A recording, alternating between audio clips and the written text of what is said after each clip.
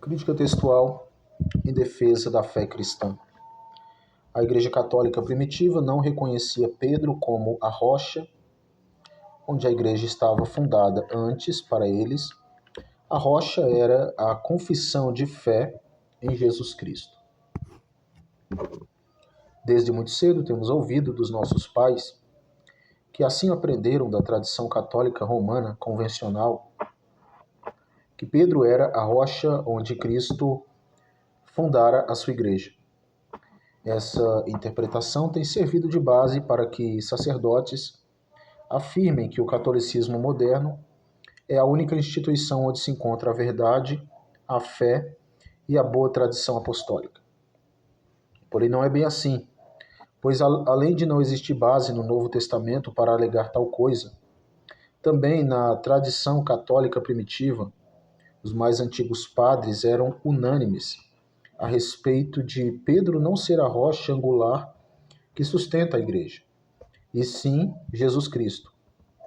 Geralmente, na tentativa de defender esse dogma irresponsável, a teologia católica atual recorre ao texto do Evangelho segundo Mateus, capítulo 16, verso 18. Isolando o versículo de seu sentido gramatical e lexical, mesmo tendo várias outras passagens que versam em Cristo essa rocha angular, como Mateus 21, 44, Atos 4, de 11 a 13, 1 Pedro 2, de 6 a 8, 1 Coríntios 10, verso 4. Porém, tais passagens são totalmente ignoradas pelos expoentes católicos. Mas vejamos o verso 18 de Mateus 16, para realmente ver se Jesus outrora creditou a Pedro esse título de pedra, de rocha. Aqui temos o texto grego: de soi lego hoti si ei Petros, kai eipitautete Petra oikodomesso ten mu ecclesian. Em uma tradução literal, morfossintática, teríamos a expressão e digo a ti, de soi lego, e digo a ti, que tu és pedra pequena, hotici ei Petros, tu és pedra pequena, e sobre esta montanha rochosa, kai epitautete Petra oikodomesso, e sobre essa montanha rochosa edificarei a minha igreja, oikodomesso ten mu ecclesia. Aqui Cristo não nomeia Pedro como a rocha que sustenta a igreja. Muito pelo contrário, o seu nome, que aqui é um substantivo nominativo, qualitativo, Petros, define uma rocha pequena, uma pedra fragmentada que pode ser arremessada à mão. Cristo então prossegue sobre esta, pronome demonstrativo que não pode ressaltar o substantivo anterior, haja vista que logo na sequência da oração encontramos o outro substantivo, porém agora Petra, designando este último como uma rocha que sustenta a igreja. Afinal, esta sim significa uma montanha rochosa, portanto deve ser interpretado que essa rocha faz alusão à confissão do apóstolo, visto que no verso 16 lemos, abre aspas, tu és o Messias, o Filho do Deus vivo, fecha aspas, ou seja, a rocha é o próprio Messias, Filho do Deus vivo, que o apóstolo reconhecera como seu mestre e senhor. Dito isso, vejamos agora o que os pais da igreja primitiva afirmaram sobre o assunto, estes que foram totalmente contra essa interpretação que arroja a Pedro o título de pedra angular da igreja. Temos Agostinho de Hipona, dos mais ilustres teólogos e apologetas católicos. Ele declarou: mas eu sei que em seguida expôs muito frequentemente as palavras de nosso Senhor: tu és Pedro, e sobre esta pedra edificarei a minha igreja. Da forma seguinte, que a igreja seria edificada sobre aquele que Pedro confessou, dizendo: tu és o Cristo, o Filho do Deus vivo. Assim, Pedro, Petros, que teria tomado o seu nome desta pedra, simbolizaria a igreja que é construída sobre esta pedra e que recebeu as chaves do reino dos céus. Com efeito, não lhe foi dito, tu és Petra, mas tu és Petrus, pois a pedra era o próprio Filho de Deus, Cristo. Simão Pedro, ao confessar Cristo como a igreja inteira o confessa, foi chamado, portanto, de Petrus. Retratações, capítulo 21. Também, no sermão 26º, Agostinho declara: porque, visto que Cristo é a pedra, Pedro é o povo cristão. Porque a pedra é o nome original. Então Pedro é assim chamado de pedra, não a pedra de Pedro, como Cristo não é chamado Cristo a partir dos cristãos, mas os cristãos a partir de Cristo. Então ele diz: tu és Pedro, e sobre esta pedra que tu tens confessado, sobre esta pedra que tu tens reconhecido, dizendo, tu és o Cristo, o Filho do Deus vivo, eu edificarei a minha igreja. Isto é, sobre mim mesmo, o Filho do Deus vivo, eu edificarei minha igreja. Eu a edificarei sobre mim mesmo, não eu sobre ela. Agora temos Tertuliano de Cartago, que viveu entre 160 e 220 depois de Cristo. Tertuliano, na sua obra Sobre a Modéstia, escreveu: se pelo Senhor ter dito a Pedro, sobre esta pedra edificarei a minha igreja, e a ti dei as chaves do reino celestial, ou qualquer coisa que ligares ou desligares na terra será ligado ou desligado nos céus, tu, portanto, supores que o poder de ligar e desligar derivou para ti, ou seja, para toda a igreja semelhante a Pedro, que tipo de homem és, subvertendo e mudando totalmente a intenção manifesta do Senhor, conferindo, como foi sua intenção, isso pessoalmente a Pedro?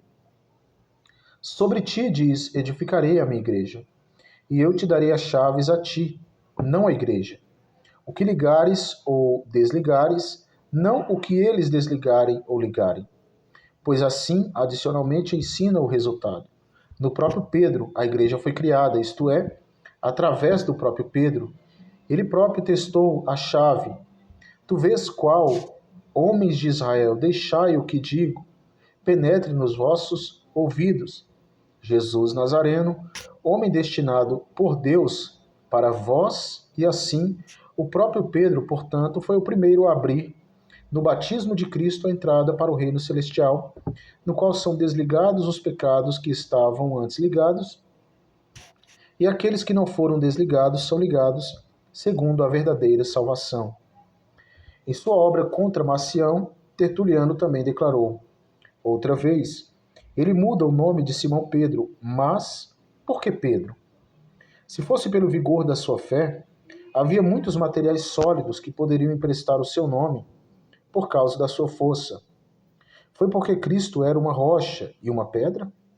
Pois lemos que foi posto como pedra de tropeço e rocha de escândalo. Orígenes de Alexandria, que viveu entre 185 a 254 d.C., em seu comentário sobre Mateus, declarou: e se nós também dissermos como Pedro, tu és o Cristo, filho do Deus vivo, não como se carne e sangue nolo tivesse revelado, mas pela luz do Pai nos céus, tendo resplandecido no nosso coração, nos tornamos um Pedro, e a nós nos poderia dizer o verbo, tu és o Cristo, etc. Pois é uma pedra, cada discípulo de Cristo de quem beberam aqueles que beberam da pedra espiritual que os bebia, que os seguia. E sobre cada pedra, assim é edificada cada palavra da igreja, e o governo de acordo com ela, pois em cada um dos perfeitos, que tem a combinação de palavras e atos e pensamentos, que preenchem a bem-aventurança, é a igreja edificada por Deus. Cipriano de Cartago, também, que viveu ali entre 200 e 258 depois de Cristo, ele declarou: Nosso Senhor, cujos preceitos e admoestações devemos observar, descrevendo a honra de um bispo e a ordem de sua igreja. Fala no Evangelho e diz a Pedro: Eu te digo que tu és Pedro, sobre esta pedra edificarei a minha igreja, e as portas do inferno não prevalecerão contra ela.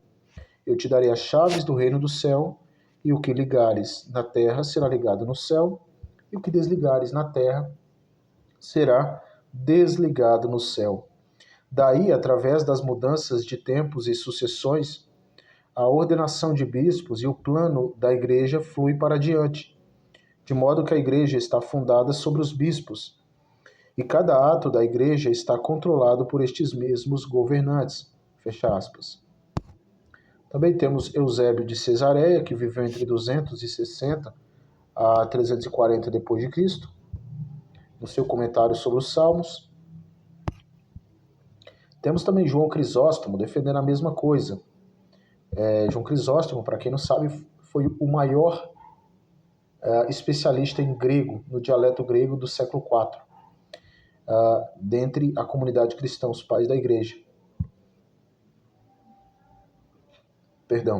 Portanto, ele escreveu, João Crisóstomo, ele acrescentou isto: e eu digo-te, tu és Pedro, e sobre esta pedra edificarei a minha igreja, isto é, sobre a fé da sua confissão. Pois Cristo não acrescentou nada mais a Pedro, mas, como se a sua fé fosse perfeita, disse que sobre esta confissão ele edificaria a igreja.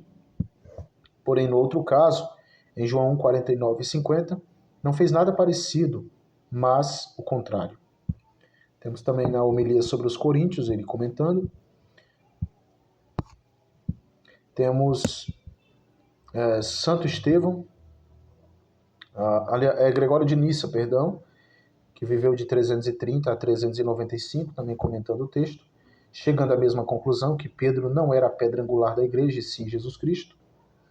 Ambrósio de Milão, grande bispo do IV século, grandioso, também tinha a mesma convicção teológica. Atanásio de Alexandria, que viveu entre 297 a 373 d.C., este também um importantíssimo pai da igreja, Atanásio, ele também não concordava que Pedro era a rocha angular que sustenta a igreja. Então está aqui o comentário dele na 4 Cartas a Serapião, capítulo 1, parágrafo 28. Também temos Basílio Grande, em sua obra Comentários sobre o profeta Isaías. Ele viveu entre 330 a 379 d.C. Basílio Grande também concordava que não era Pedro a rocha angular da igreja, mas sim Jesus Cristo. Conclusão. Essa lista de bispos e teólogos católicos da igreja primitiva não é uma lista exaustiva que tratou do assunto. Muitos outros pais afirmaram a mesma coisa, a saber, que o texto de Mateus 16, 18 não legava a Pedro o título de rocha angular da igreja. Muito pelo contrário, eles assumiam a verdade que Jesus, ele próprio, é a única rocha e sustentáculo da igreja. E mais uma vez, refutado está o dogma católico infundado, que não se amparam nem nas escrituras e nem na própria tradição oral que eles dizem tanto estarem fundamentados. Crítica textual em defesa da fé cristã.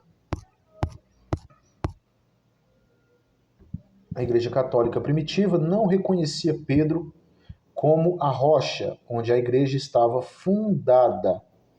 Antes, para eles, a rocha era a confissão de Pedro em Jesus Cristo. Boa noite, fiquem com Deus.